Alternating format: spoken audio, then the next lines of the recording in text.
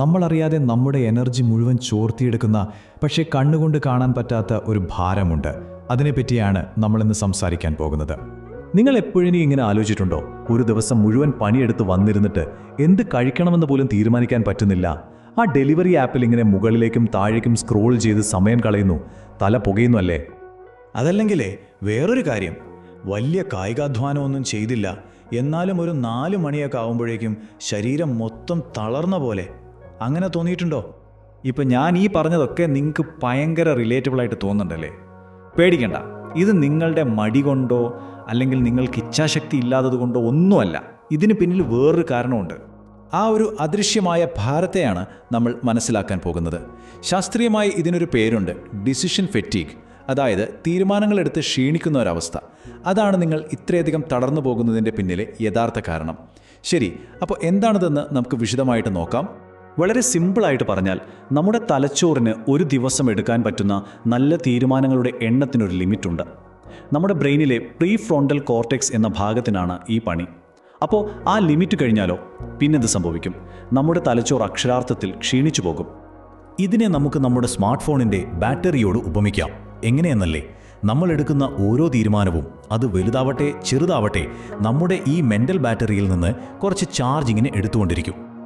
Okay, അപ്പോൾ നിങ്ങൾക്കൊരു സംശയം തോന്നാം, എന്തിനായി മെൻ്റൽ ബാറ്ററി ഇത്ര പെട്ടെന്ന് തീർന്നു പോകുന്നത്? അതിൻ്റെ ഉത്തരം നമ്മുടെ കൺമുന്നിൽ തന്നെയുണ്ട്, നമ്മുടെ ഇന്നത്തെ ഈ ജീവിതശൈലി തന്നെ. നിങ്ങളൊന്ന് ആലോചിച്ച് നോക്കിയേ. രാവിലെ എഴുന്നേൽക്കുമ്പോഴേ തുടങ്ങുകയാണ്.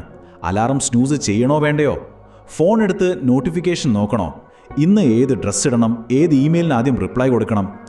ഇങ്ങനെ നമ്മൾ അറിയാതെ പോകുന്ന ഓരോ ചെറിയ തീരുമാനവും നമ്മുടെ ആ മെൻ്റൽ ബാറ്ററിയിൽ നിന്ന് കുറേശ്ശെ ഊർജം വലിച്ചെടുക്കുകയാണ്. ഇതിലെ ഏറ്റവും വലിയ ട്രാജഡി എന്താണെന്നറിയോ? നമ്മുടെ ദിവസത്തിലെ ഏറ്റവും ഇമ്പോർട്ടൻ്റായ കാര്യങ്ങൾ ചെയ്യാനിരിക്കുമ്പോഴേക്കും ഈ പറഞ്ഞ പോലത്തെ ചെറിയ ചെറിയ തീരുമാനങ്ങളെടുത്ത് നമ്മുടെ മെൻ്റൽ എനർജിയുടെ നല്ലൊരു ഭാഗം നമ്മൾ തീർത്തിട്ടുണ്ടാവും. അപ്പോൾ എങ്ങനെയാണ് നമ്മുടെ ഈ മെൻ്റൽ എനർജി ഇങ്ങനെ ചോർന്നു പോകാതെ സംരക്ഷിക്കാൻ പറ്റുക? വഴിയുണ്ട്. അതിനായി നമ്മുടെ തലച്ചോറിന് ഒരു അടിപൊളി ബ്ലൂ പ്രിൻ്റ്, ഒരു പ്ലാൻ തന്നെ നമുക്ക് തയ്യാറാക്കാം. നമ്മുടെ ഈ ഊർജം തിരിച്ചു പിടിക്കാനായിട്ട് 3 സിമ്പിൾ സ്റ്റെപ്പുകളുണ്ട്. എന്തൊക്കെയാണെന്നല്ലേ? ഒന്നാമത്തത്, തലേന്ന് രാത്രി തന്നെ പ്ലാൻ ചെയ്യുക. രണ്ടാമത്തത്, നമ്മുടെ ചുറ്റുപാടുകളെ നമുക്കനുകൂലമാക്കി മാറ്റിയെടുക്കുക. പിന്നെ മൂന്നാമത്തത്, ദിവസത്തിലെ ആ ആദ്യത്തെ 1 മണിക്കൂറുണ്ടല്ലോ, അതിനെ സംരക്ഷിക്കുക. ഓക്കെ, അപ്പോൾ ആദ്യത്തെ സ്റ്റെപ്പ്, തലേ ദിവസം രാത്രി തന്നെ അടുത്ത ദിവസത്തേക്ക് റെഡിയാവുക. സംഭവം വളരെ സിമ്പിളാണ്. നാളെ എന്ത് ഡ്രസ്സാണ് ഇടേണ്ടത്, ബ്രേക്ക്ഫാസ്റ്റിന് എന്താണ് കഴിക്കേണ്ടത്, നാളത്തെ ഏറ്റവും പ്രധാനപ്പെട്ട 3 കാര്യങ്ങൾ എന്തൊക്കെയാണ്, ഇതൊക്കെ തലേ ദിവസം രാത്രി തന്നെ തീരുമാനിച്ചു വയ്ക്കുക. രാവിലെ ബ്രെയിനിന് ഒരു പണിയും കൊടുക്കണ്ട.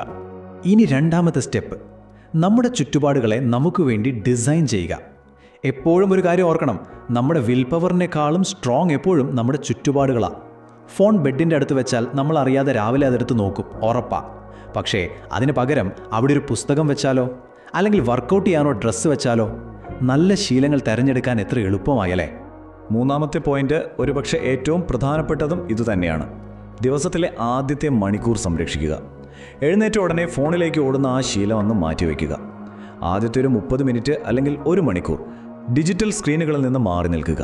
പകരം കുറച്ച് വെള്ളം കുടിക്കുക, ഒന്ന് സ്ട്രെച്ച് ചെയ്യുക, അല്ലെങ്കിൽ നല്ല ആഴത്തിലൊന്ന് ശ്വാസം എടുക്കുക. മനസ്സിന് നല്ലൊരു ഫ്രഷ് സ്റ്റാർട്ട് കൊടുക്കുക. ഈ പറഞ്ഞ ചെറിയ ചെറിയ മാറ്റങ്ങൾ നമ്മുടെ മെൻ്റൽ എനർജി തിരികെ തരുമെന്ന കാര്യത്തിൽ ഒരു സംശയവുമില്ല. പക്ഷേ ഇതിൻ്റെ പ്രാധാന്യം അവിടെ തീരുന്നില്ല കേട്ടോ. ഇതിന് കുറച്ചുകൂടി ആഴത്തിലുള്ള ഒരു അർത്ഥമുണ്ട്. അതെന്താണെന്ന് നമുക്ക് നോക്കാം.